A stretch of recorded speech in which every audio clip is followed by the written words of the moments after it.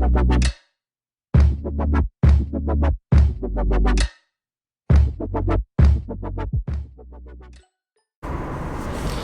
up, guys? Welcome back to our channel. So today we want to talk about something crazy that's happening around the world. Happening in our global climate right now. Yeah, so we want to talk about it because as nurses we feel like we're obligated. It's our duty. We want to inform and teach. Yeah, inform, teach, and also spread the news. You know, right. You guys might see it on other websites, but we want to make it cohesive and bring it together. And also for those that maybe are just completely unaware, we'll, put the links down in the description below for you guys to be able to see it for yourself. Mm-hmm. So what are we talking about? So, what is coronavirus? To sum it all up, it's basically a respiratory droplet illness that spreads to person to person. Mm-hmm. Meaning, if you cough or sneeze out in the open, and then here comes a person walking by and inhales all of those small particles, you're basically already, you got the illness. Yeah, you're basically spreading that around. Yeah. So, or, when they cough on, let's say, on a surface. On a surface, any type of surface. And then you touch it, and you touch any of your openings, that's already a spreading of it. Especially right now in LA at least, it's really cold and it's raining, so it's a perfect temperature for it to be contained in an area for a longer amount of time. Mm-hmm. So it's a lot easier to be spread and contaminated. And, yeah, especially in those colder temperatures, it's easier to get a cold or get a little sick under the weather. Right. And that's like the perfect opportunity for this virus to be spreading around. Kind of drops a little bit. And that's it. You are, exposed to a certain environment that has already been, like, a person already sneezed on. And you're a perfect candidate for the illness to latch onto you.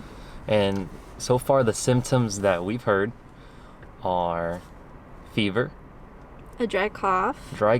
Runny nose. Or difficulty breathing. And in some cases, I've also heard that really rarely, but some people are actually having diarrhea. So we're not sure how... Pneumonia. Yeah, pneumonia. We're not sure how true diarrhea is, but it could be a component. Like, we're just learning about it. So, nothing is really guaranteed. So if you guys have any of those kind of symptoms, the best way is to try... quarantine yourself and figure out a way to get checked out. Yeah, definitely get checked out. We know it's hard times. We know there's not enough tests and it costs too much and all those kind of things, but the best way is to stay quarantined and then call to get more information. Right. But with that out of the way, we're here to get a little bit of the myths out of the way, to debunk them. A lot of the misguidance, misinformation. I especially blame the media for that. For misinforming people and causing panic in everyone. But we'll get to those. So let's start off with number one. Why are we wearing these masks right now? We're trying to prove a point. These masks, they don't work. They do not work. That's why we're taking them off. They don't freaking work. Let's take them off. These are surgical masks, guys. These are not good enough in any way to help or to stop the prevention or stop the spread of this virus. Yeah. Background about surgical masks. They're called surgical because surgeons back in the day, when they have kind of like an open surgery, the body can easily can catch bacteria, can get infected. So when they're trying to do the surgery, they don't want to sneeze or cough onto the open body part. Sites, open sites. So that's why they created the masks. So when they cough, it just gets right into the fabric. So now, or right back in your face. Or right back in your face. So the purpose for it is, if you're sick, definitely wear those. If you're feeling some type of symptoms and you're not exactly sure if you have the virus, wear them. Mm-hmm. If you need to go out of groceries or get your stuff, wear it to stop to prevent it from spreading. Because your droplets from your cough will only go into the fabric. It'll barely come out. So those are when you need to use it. Right. Or when you're helping someone that's sick, you want to be putting these on. Like nurses. Yeah. You guys, there is such a lack of surgical masks in our facilities. We are limited. So please don't hoard them. Don't buy in excess. Buy a few just in case you feel some type of way. But please do not buy so many of them to where we don't even have enough during work. Yeah, because during these times, we're they're going to taking be... care of people that are super like delicate. You know, we're not even allowing people in our facilities because it's a very delicate time for them. And we need these. There's other places. Not to mainly protect ourselves, but to protect them. Yeah. And we're not even the ones that are part of the plan to like say, hey, stay home for the month. Don't go out. Because, you know, residents need to be taken care of. Like, that's our duty. We're like the frontline defense. Yeah, so we need all the help we can get. To and help others. Yeah, I wish they did something else. Like these masks. We need these to be able to help and assist others for whatever they need, especially when it's respiratory. Like, those are serious stuff. You need to breathe. Your body cannot handle having COPD, having pneumonia, having all these respiratory illnesses. It's really hard. But to get back to the point on these ones, the N95 respirator. If you guys actually are considering buying masks, look into these masks. Anything that says N95 like respirator masks, these are gonna be better for you. Yeah. Tell them why. So basically the virus is small particles. So these ones, they cannot handle that. Any small particle will go through these little openings, like right here, under the chin. Yeah, especially when you wear secure. it. Yeah, there's so many openings, like airways to get inside.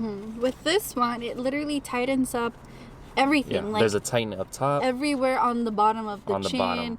Like, there's literally no air in there for it to either survive or to even try to go in. Yeah, so if you guys want to purchase masks, these are the masks to go for. Yeah. What is the second topic? Second topic we want to talk about is who is it really aiming towards, like the illness. So yes, there are a lot of cases like that vary from ages, but the main people that are mainly at risk or are affecting is our older people. Older people, or those who are immunocompromised. immunocompromised or who have chronic illnesses. Like asthma, COPD, pneumonia. Those are the big ones. Those are the big ones that they're aiming for because, of course, their immune system is super low, so it's easy to be attacked. Yeah.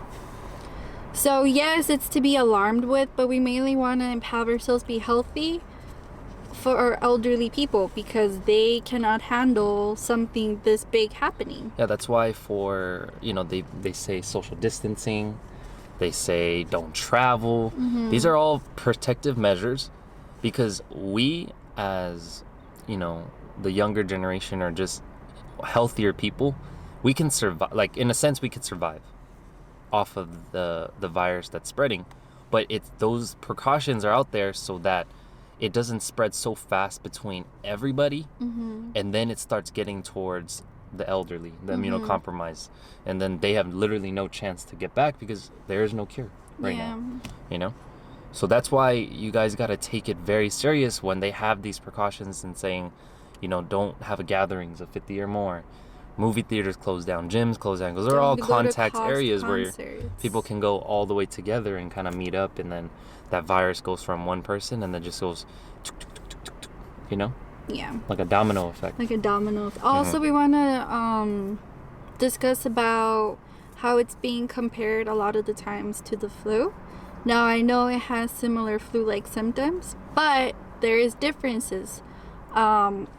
Yes, at its time, the flu did kill a lot of people, but currently, right now, at least, we have a vaccine for it. Right now, we have no cure for this virus, and it is more, like, it spreads more easily. The flu usually spreads from one person to another, but this virus is being known to spread from one person to 2 to 3 people. So it is spreading a lot more, and it is killing a lot more people because there is no cure for it. We just don't have the containment down. Right. So definitely don't treat it as exactly the flu because there is differences. Be aware and be knowledgeable of yourself and how you're feeling and get the attention you need, And then we're breaking it down to the next type of safety measure we want to address. Was it the hand soap? The hand sanitizer, hand soap situation. Yeah. So we see a lot of pictures, and we actually saw it firsthand, that a lot of the hand sanitizers are going away, right? But when you look at the next aisle, the soap is completely there. And we want to bring up the issue of that. So the idea of hand sanitizer, yes, what does it say? It kills 99.9% of the germs, right? Or bacteria or whatever. But does it remove the dead bacteria off your hands? No. You know, the rule of thumb that we're always told in our facility is that you need to wear it up to at least 2 times, tops 3 times. After that, you need to wash your hands. You cannot keep wearing it continuously when you're outside and think like, okay, I'm clean because I already put hand sanitizer a couple of times. Like, then it just doesn't work the best anymore, you know? It's always better just wash your hands, guys. Wash your hands for at least 20 seconds. Count, say happy birthday 2 times. That should be more than enough. And really thoroughly wash your hands, like the proper way, you know. In between your fingers, and your nails. Scrub your hands a little bit. Because that's what's going to get you through. Like the hand sanitizer is good for, let's say you guys go out for a little bit and you want to use it before you get home to wash your hands. That's a perfect idea. So let's kill it and then let's go home to clean it all off. You can't just live off of hand sanitizer. So we want to stress the importance that... please wash your hands. And while we're on the topic of that, please don't hoard the hand sanitizer, you know? It's not like we're in this massive shortage that there's literally going to be... Well, not we're going to be, because, you know, people are buying it in such big amounts for no... We have to be able to help each other out and leave some for the rest. Now, that's why they're making it so like, oh, only 1 per customer. This has never happened. To be like, oh, we got to be like 1 per customer hand sanitizer.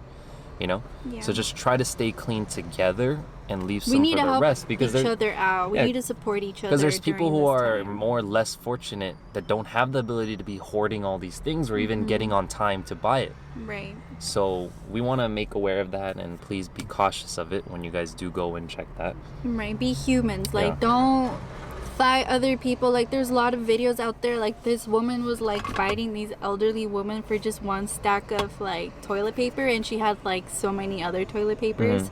So please, like, be human. Don't fight for necessities that other people need as well. There's no shortage. They're always going to resupply. There's just no reason for that. We don't need to get into this right now. This is not the apocalypse or something. Yeah, like everybody's grabbing all the food. Like, these are like, there's not enough for everyone anymore, and that's so sad.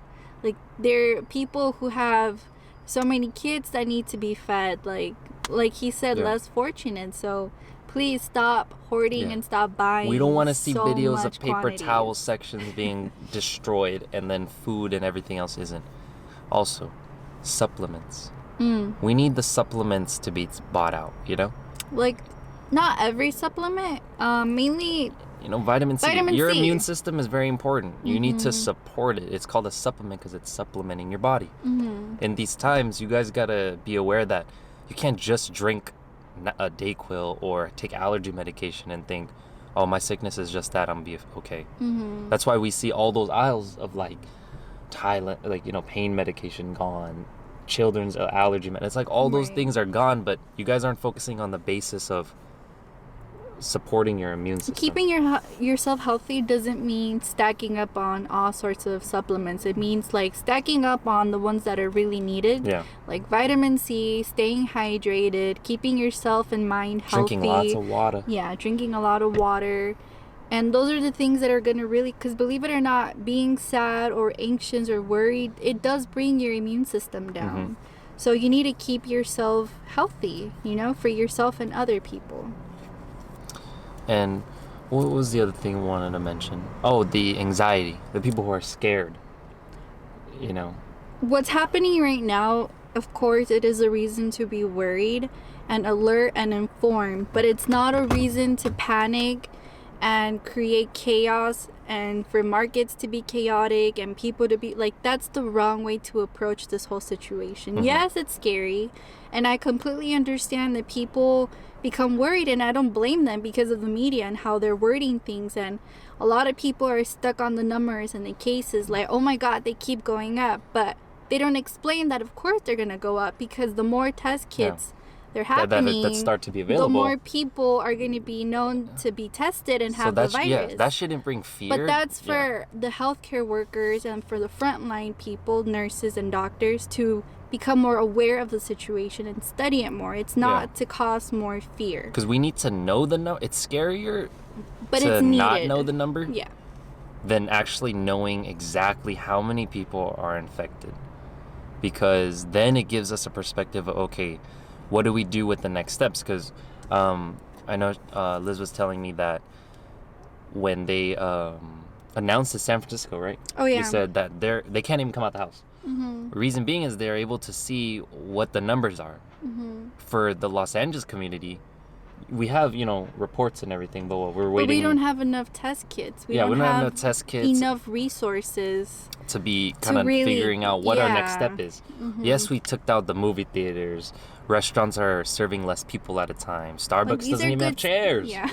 These are good steps, but the next step is, okay, are we fully shutting down everything? Like, I know in some hospitals they're holding up people because they have symptoms, but they don't exactly know, okay, do they actually have the coronavirus or do they have another illness that is less lethal right now than the coronavirus? Like, they don't really know. Yeah. So don't be so alarmed of the numbers, because they will definitely grow and they're going to keep growing. Yeah. But don't panic. And I blame the media for that, because they're overly making it extremely huge, which is causing people to panic. So whatever, if mass you take hysteria. something from us, just if you want, you should turn off the TV, look at something happy, go on YouTube, spend time with your family, enjoy it, work on yourself in these times of just being quarantined. Yeah, but don't panic, just stay informed. The best thing you could do is always stay up to date. Like, if you want the best information, there's doctors out there that are willing to give information, the correct information, like Dr. Mike, Dr. Mike on YouTube. And then if he we'll always leave the link. And then you always just want to go back to CDC, WHO. Those are the best ways to actually have videos on what you're feeling and what you can do, who you can call. And again, the how to wash your proper hands. Information. There's so many videos of how to wash your hands properly. If you sneeze or cough, how are you supposed to, on the elbow, just sneeze and cough, cover yourselves. So, we just wanted to inform you guys as best as possible, just to give you more information. A lot of people are unsure. A lot of people are getting the wrong information. Right. But we're just going to be the messengers of the right information, and we'll leave all the links down below in the description for you guys to see for yourself, The best way is to be knowledgeable. Yeah. That's the most important thing in the times of these crises, is that, if you don't know what to do, you got to look it up, and you got to go to a credible source. Right. So we hope that, something we said is something, kind of new that you guys haven't heard, or maybe just reiterates on what you guys should be doing for yourselves, We cannot enforce it enough. Wash your hands and don't panic. Things will be okay, We'll make it through. We've gone through worse. All right, guys. All right, guys. We are nurses. We're out. Thank you guys so much for watching. This is Life with L&R.